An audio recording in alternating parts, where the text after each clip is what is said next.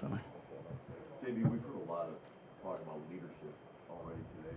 Tracy, what are the characteristics in players you see for leaders on a team in a sport where usually guys have always led their entire lives? It's important that people want to be around you and want to follow you. I think that's first and foremost. So how you carry yourself, how you treat your teammates, how you show respect to everybody that's around you, like all those things matter first and foremost.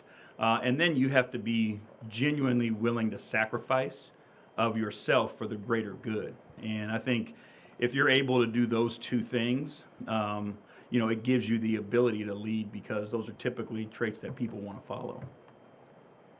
JB, coming into obviously a busy summer of transactions, what excites you about this roster the most going into camp and preseason next week? The mix of talent and type, and then being around these guys and being able to experience them, their personalities, the energy that they've brought every single day, has been fun. Veteran guys have been willing to do more, be around more. You talk about leadership, but spending time with young guys, spending time with the coaching staff, so that they can help. So that speaks about what they're about, what their intentions are. And then there's, that blend of young talent, positionally as well. We don't have like an overload at one spot. I think, you look at the roster from the point guard position to the bigs. You have a lot of guys who have a different skill set, and they're going to allow us to be very versatile on both ends of the floor. Okay, you've been around some young stars that you've coached throughout your career. Most recently, Donovan Mitchell was one of the young stars. You look at Cade Cunningham. How can you help him from those previous experiences with dealing with young stars, kind of get to the next level in his career? What does that next level you feel like look like for him this year? I think he's going to take steps. We allow guys to play with a freedom as long as they're playing to their strengths and playing, with a team mindset and a selfless mindset. So with that freedom, a lot of times gives guys confidence. And what we've seen is the difference a lot of times between average, good, and great is belief. So we want to give him the ultimate belief, right? As a coaching staff, it's our job to make him feel 7 feet tall and bulletproof when he's out there on the floor. But, where our job is, and not only with Cade, but it's with the rest of the group, is, the next step is how do we make plays that impact winning? And how does our game impact winning? Because at the end of the day, that's what this is all about. And that's something that doesn't typically happen overnight.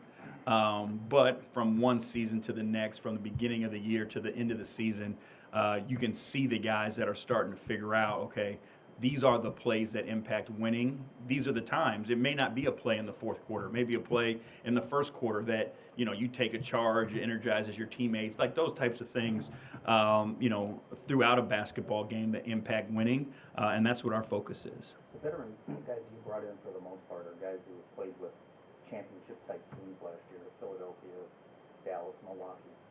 What's your sense of their mindset from going from a situation like that to a situation where they're kind of dropped into a rebuilding? Well, they wanted to be here. I think that's important to mention, is that those guys wanted to be here, wanted to be a part of the process, and they understand, exactly what they're getting into. It wasn't something that they were blindsided by. And because of that, their mindset is, and just the conversations is like, they just want to give back. Obviously, they see opportunity, here, opportunity to get on the floor, but opportunity to be a mentor, opportunity to be a great veteran. I think that's one of the things that's kind of changed over the past years. When young guys came in, they would always have a vet that would kind of take them under their wing. And show them, how to survive in the NBA, how to come up with a routine, what professionalism looks like. And these guys have embraced that, and that's what they want to do here. Their skill set helps the young guys, providing spacing and those types of things. So it helps our young guys on the floor, but they're also willing to accept those roles of a mentor off the floor. Is this preseason different for you than past months because you have a first-year team? I guess it takes you back to the first year of, all the jobs that I've had in the past. But this is about, building a foundation for us. And that's what the focus of this preseason will be is, we're at the bottom of what we do, how we implement our system on offense, on defense. So we're going to start there, right? And we're not going to skip any steps. So that's the mindset that our coaching staff has, is this preseason is the foundation of what we're going to do here today and moving on into the future. And we have to make sure that foundation is strong so that we can sustain the success when we get there. JD, you work with a group of young bigs such as, Mobley, Allen, Nair, we have Jalen Duren, Isaiah Stewart.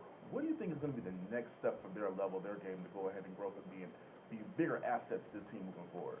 I think, Isaiah obviously being around a little bit longer, but JD is, what exactly is our NBA skill? And how do we do that on a night in, night out basis and find that consistency? What we've noticed in just a small amount of time and watching film with him is, JD's ability to handle the ball and make plays. And is that something that we can unlock with him, to kind of open up his game a little bit and get him involved earlier in the clock so everything isn't such a grind. And then, Stu obviously has been playing some 4 here, but as a 5, how do you put pressure on the rim?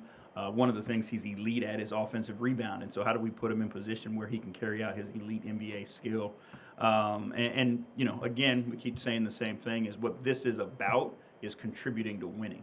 And we've got to find the skill set of each individual guy that helps him contribute to winning. And that way the team takes a jump because everybody's focus and skill sets are there. Heading into this season, what do you consider the team's greatest strength? Conversely, what do you think is the biggest weakness? I'd like to hold on that and get a little bit of time to be around the group as a whole. Obviously, you watch a ton of film, and we've studied the guys individually. But it's something where I prefer to just be with the group in a team setting, in a practice setting, before we jump out, to any of those things. Again, I'm excited about this group, the time that we've spent together. Again, their energy has been amazing. Their willingness to do whatever it is that we've asked them to do, to be around each other, the commitment to wanting to take steps and grow. But I think this team, it does present some versatility when you look at it and the size that you'll be able to play with at different positions. You look at a lineup where you can play Cade at your point guard and then surround him with 6'7", 6'7", on up, is exciting to a coaching staff with switching lineups and all those things. So the versatility, I think, is there. But again, I want to make sure I get my hands on them before I come out with that. Coach, you're the man responsible for the most successful post-LeBron era of Cleveland Cavaliers history. Pistons are in a similar situation where they had a great run, now they're trying to rechannel that. What did you learn from helping build Cleveland back up that you can use in Detroit? It's the foundation matters. What we do and what we say in the very beginning of this matters.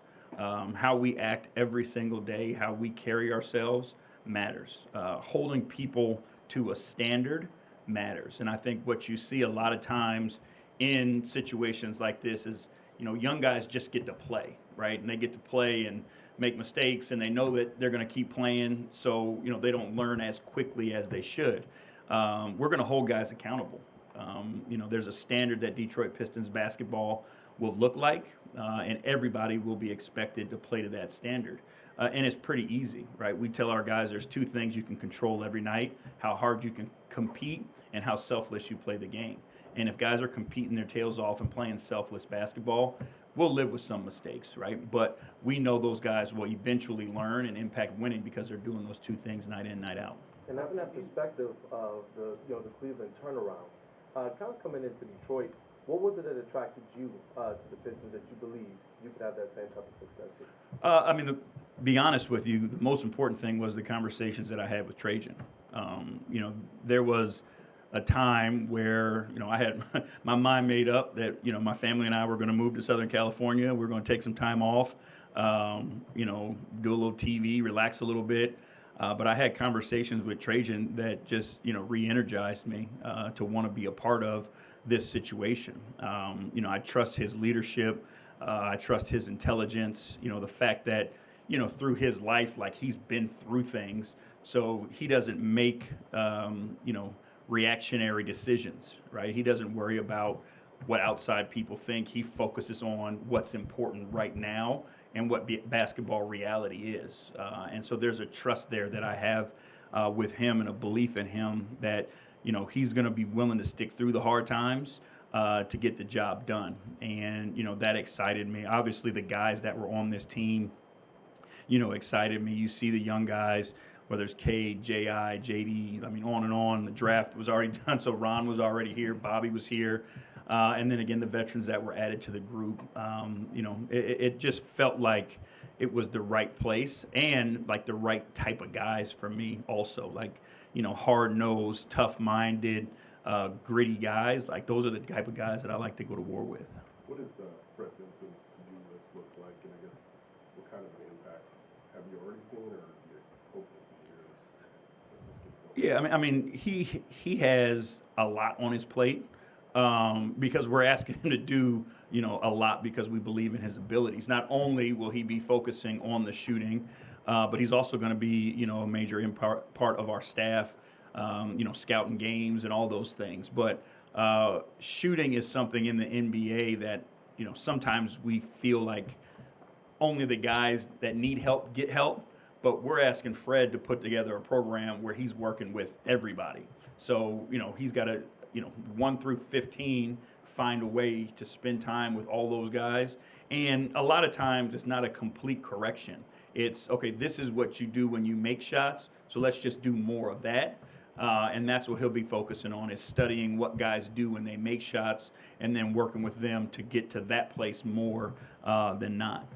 Coach, have you had an opportunity to have a sit down with Dave Nagy? And if so, have you guys, or what can you share about, what his potential role with this team, with this version of the team under you would look like? Yeah, we've talked, and that's something that you'll see is commonplace. Like, we spend a ton of time with the guys, not just on the court, but having conversations with them so that things don't get too big, right? If we go 3 weeks without talking to a guy, so much has happened that it's kind of hard to digest all of it at once. So we try our best to have conversations with guys all the time. And the conversation with J.I. is we're here to help him as best we possibly can. We believe that there is a lot there and that he has a high ceiling. And it's our job to figure out how we put him in positions to be successful.